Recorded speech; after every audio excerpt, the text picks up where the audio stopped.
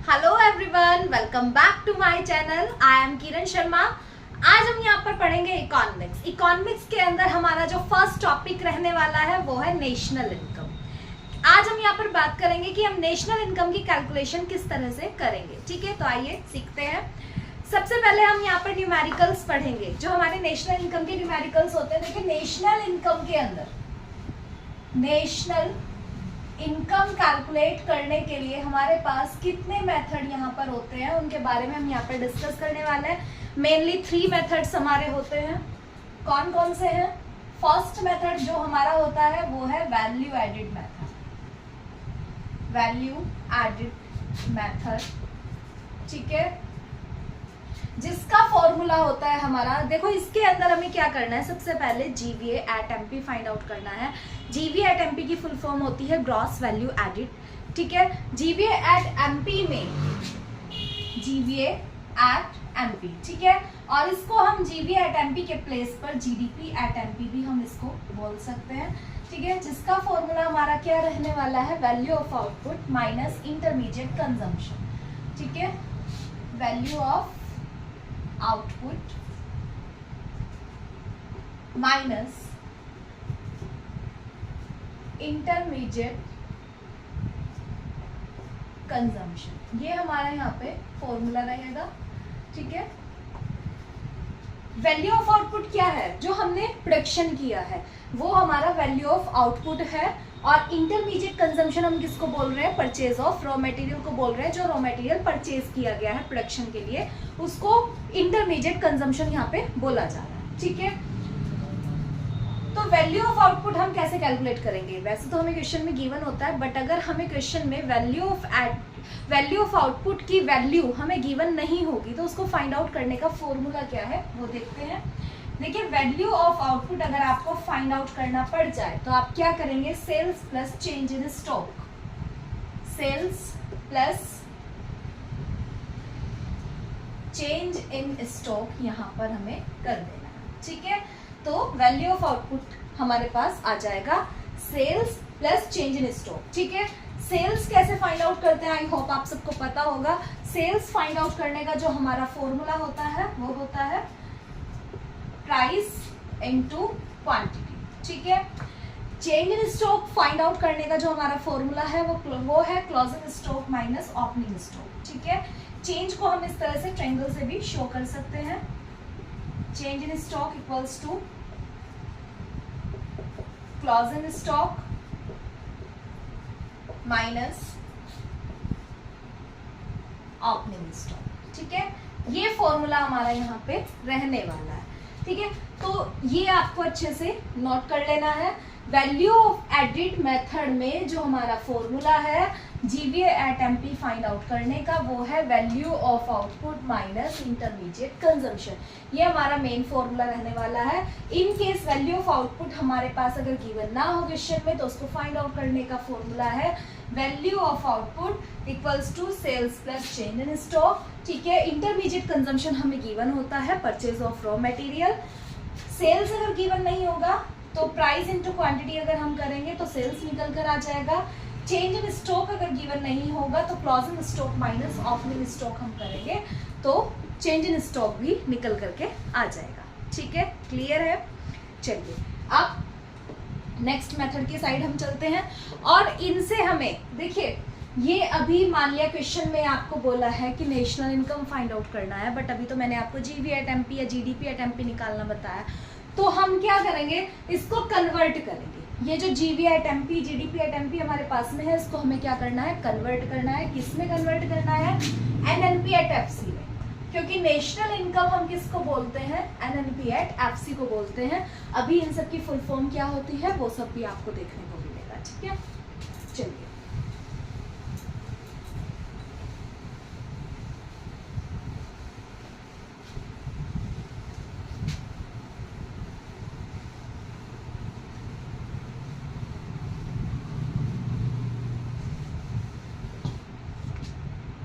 देखिए, अब हम चलते हैं अपने सेकंड फॉर्मूले की साइड, जो है इनकम मेथड।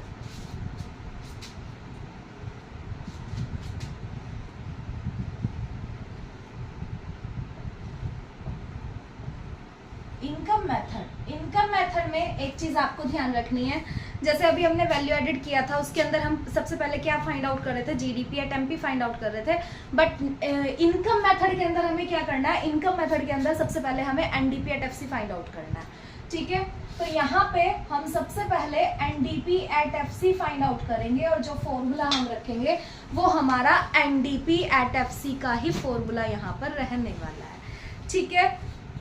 तो चलिए ये फॉर्मूला हमारा हो जाएगा कंपनसेशन ऑफ एम्प्लॉयज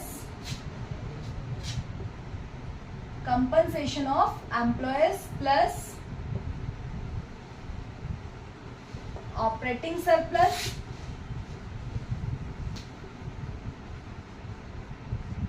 ठीक है, compensation of employees plus operating surplus plus mixed income, ठीक है।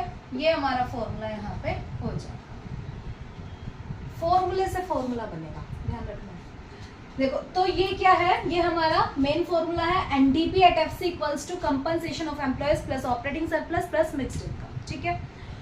अगर क्वेश्चन के अंदर ये होता है कि आपको कंपनसेशन ऑफ एम्प्लॉयज की वैल्यू गिवन नहीं है, तो आपको इसके आइटम्स गिवन होंगे, जो इसके पार्ट्स हैं वो गिवन होंगे, ठीक है। तो उनको कैसे फाइंड आउट करना है, देखिए कंपनसेशन ऑफ एम्प्लॉयज के अंदर क्या क्या चीजें आती हैं, ध्यान से सुनेंगे।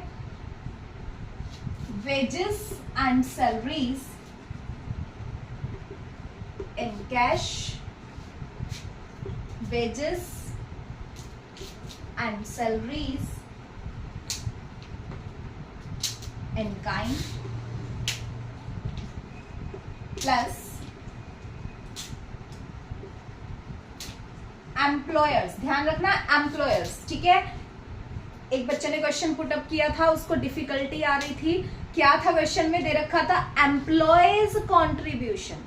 वो पूछता है कि मैम इसमें एम्प्लॉयज कॉन्ट्रीब्यूशन की मैं ये इसमें ऐड कर रहा हूँ कंपनसेशन ऑफ मेथड में, लेकिन मेरा जो आंसर है वो गलत आ रहा है। गलत आएगा क्योंकि हमें यहाँ पे एम्प्लॉयर रखना है, एम्प्लॉय नहीं रखना है।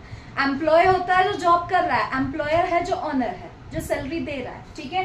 तो यहाँ पे हम एम्प्लॉयर के कंट्रीब्यूशन की बात कर रहे हैं, ठीक है। एम्प्लॉयर्स कंट्रीब्यूशन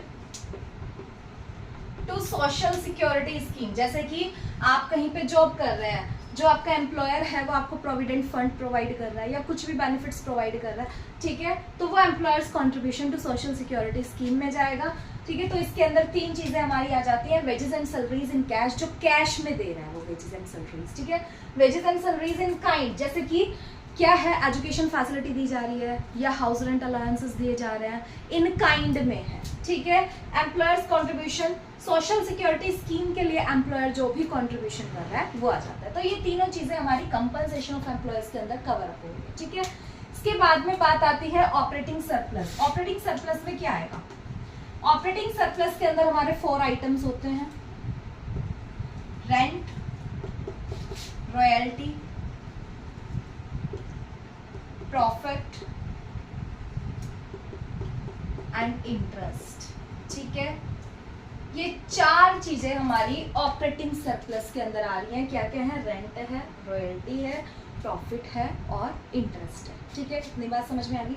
कई बार क्या होता है, क्वेश्चन के अंदर आपको रेंट दे दिया जाता है, रॉयल्टी दे दी जाती है, इंटरेस्ट दे दिया जाता है, बट प्रॉफिट नहीं दिया जाता, प्रॉफिट के पार्ट्स दे दिए जाते हैं। तो हमें ये चीज भी पता होनी चाहिए कि प्रॉफिट के पार्ट्स कौन कौन से हैं, ठीक है। तो उनको भी समझेंगे।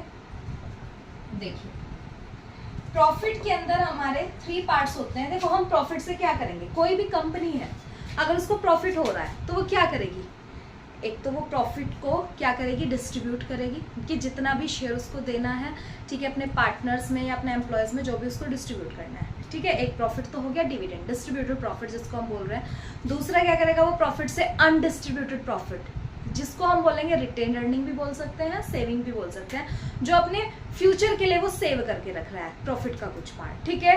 और थर्ड पार्ट होता है टैक्स, जो प्रॉफिट पर टैक्स लग रहा है, जिसको हम प्रॉफिट टैक्स भी बोलते हैं, कॉर्पोरेट टैक्स भी बोलते हैं, ठीक है। सारे नेम हमें पता होने चाहिए जो जो हैं, ठीक है। तो प्रॉफिट के अंदर क्या करेंगे हम, एक तो आ जाता है हमारा प्रॉफिट टैक्स,